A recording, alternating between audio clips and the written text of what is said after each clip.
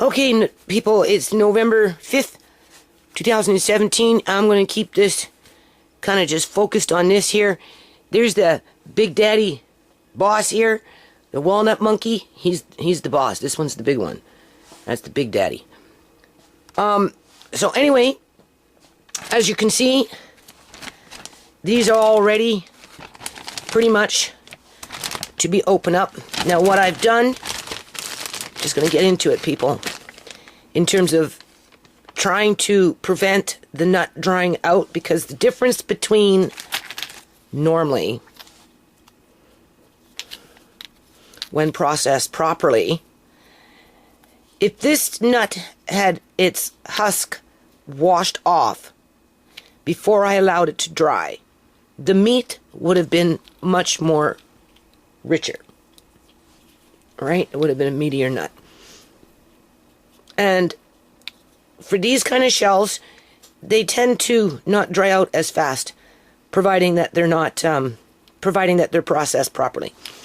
Whereas these ones, even though the nut itself is almost like a bone, it can withstand erosion within the weather, you know, in the ground and whatnot. It doesn't decompose very quickly. But yet, on the inside, it can dry out if you let them sit for too long compared to these ones, right? So to prevent that from happening, what I've been doing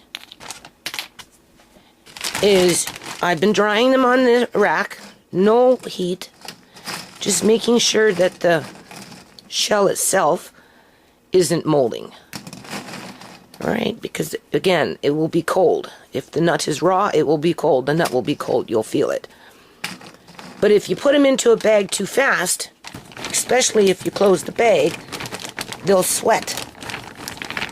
And then that's when the mold starts to grow. So, what I'm trying to say is, dry them out for a couple, 2-3 days or whatever it is. Not too long. Not for weeks.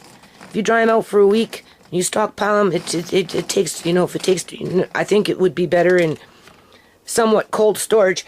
So as they're somewhat drying out, I'm putting them into bags, and I'm putting them into Uncle John's room, which I kind of use as a food pantry. And, you know, because I keep it like that, it's cool in there, right? And then I leave the bag open, and I just move them around to keep them circulated, so you don't get nothing, no mold in the middle of the bag. And I'm hoping that that will preserve the nut more. Like, this one's cold, I can feel it. I'm hoping that it will preserve the nut more versus leaving them out this way and the air drying the nut. This is a sweeter nut than those ones. Now, getting on to horse chestnuts. This year, the way I'm doing it, obviously I wipe them down, wash them, wipe them down, put them on racks, right? These ones in here were in Uncle John's room, and if you look at them, they're still plump, right? They haven't really dried out because they're more in cold storage. But I wanted you to kind of see how many Andre and I have. So this bag, this bag, this bag, this bag, and these are big bags, people. This bag, and this bag, right? And then here's another bag. And then I've got another rack of 6 or 8 shelves of them drying on a dehydrator that has no, it's with no fan, right? And I unplug it and then I let it sit for a while. So they start to dry up, right? Whereas these ones were in Uncle John's room on a dehydrating rack, but just in the element itself. And because I keep it more like a cold room for food storage these days, right? I don't use it very much. Just look at that. That's the coconut oil on it. Hasn't even seeped into the shell yet. So I'm just going to be doing that and that, like I did with those ones.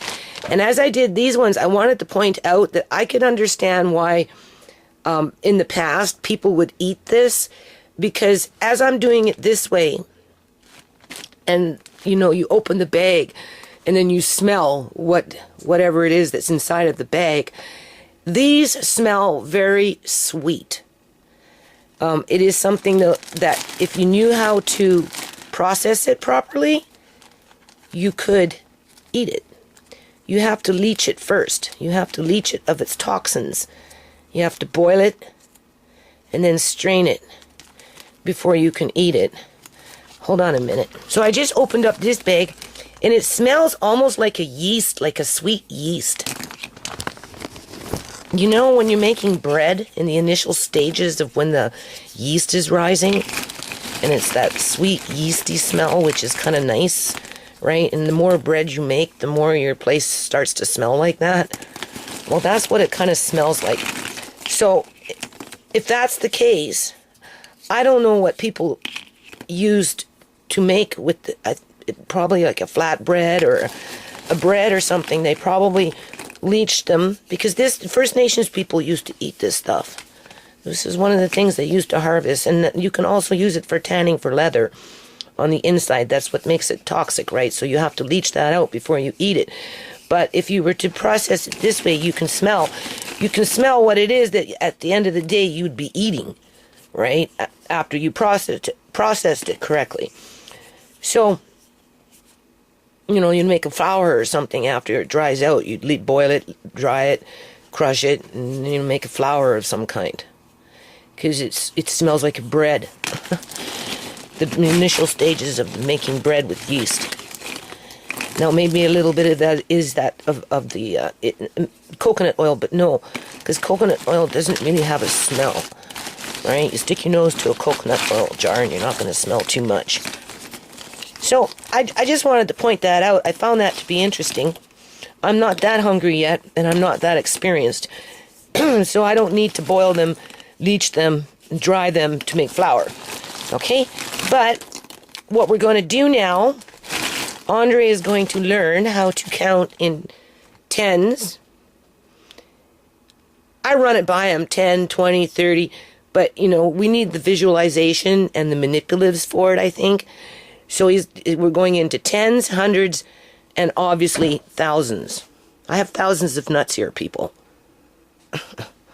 These things add up pretty freaking fast because they're small, right? There's probably 200 just in this bag alone, if not more. So what we're going to do is we're going to count them, and we're going to bag them up into individual bags, like 10 per bag, 5 per bag, right? That type of thing. And then I'm going to bring in some charts, and that charts with the, you know, the 10's, the 100's, the 1000's. And then I have these little wood blocks from when my kids were young, right? And they used to do homeschooling. So we're going to be taking what this is breaking out to be in terms of those bags in comparison to blocks onto paper with numbers, right? And that's how I'm introducing larger numbers to him. And you have to remember, people, you know, from the beginning of June, July, August, September, October, for 5 months straight, Andre and I basically go out either every day or every second day to collect nuts. Whether they're, and this is not including like the acorns, right? Whether they're acorns, English walnuts, black walnuts, and obviously horse chestnuts, right? So for 5 months we go and we collect these. Obviously I'm the adult, I have to process them, right? And you know, it's quite the amazing experience to be able to go every day. Hold on a minute. To go every day to gather such a bounty, and then take that bounty and apply it to math. Right? So, that's what we're going to do. Hold on a minute. Oh, yes. And then this is the last of my tomatoes. Right? You can see They're going in the freezer today, as is. I took these ones out of the box about 3 days ago or whatever it was. Just gave them a few more days with the bag open, right, just to ripen. Obviously, they're going as is into the freezer. I don't have time to do anything with them, right? And it works just as it's convenient, so that's what's going to happen there. But yes, I just wanted to touch base on some of our craft stuff.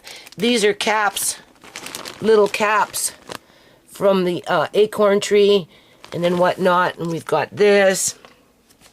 These are stems from the horse chestnut tree, right? Obviously, you can see what those are, right? And then we've got a few other little things. Brought some of those in. Got a few packs of seeds for next year. Tomatoes.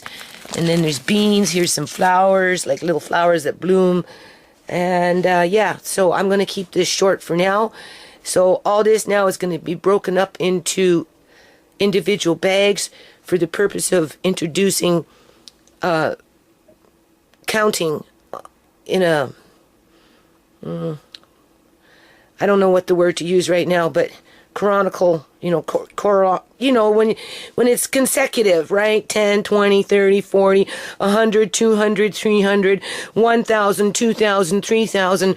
I think this would be just a really good way for Andre to actually see it versus just learning that concept with numbers on a piece of paper, or relying on just simple blocks, especially when for 5 months out of the year you had a hand in gathering all these nuts, which are all going to be applied to something at some point after you do the counting exercise. Now, to give you an example, these little bags, 10 to a bag, add in a few more things, the bag becomes a little project for somebody. All right? That's something to think about. I don't have to give them away pre-made. Why do I have to make every one? Maybe somebody wants something different. So I'm thinking, you know, for that Patreon page. You know, if I ever get it going. Or we'll have a little yard sale, and I'll have these little packets out there where people can buy a little packet, a little art supply packet, to go home and make their own Lucky Charms. There you go.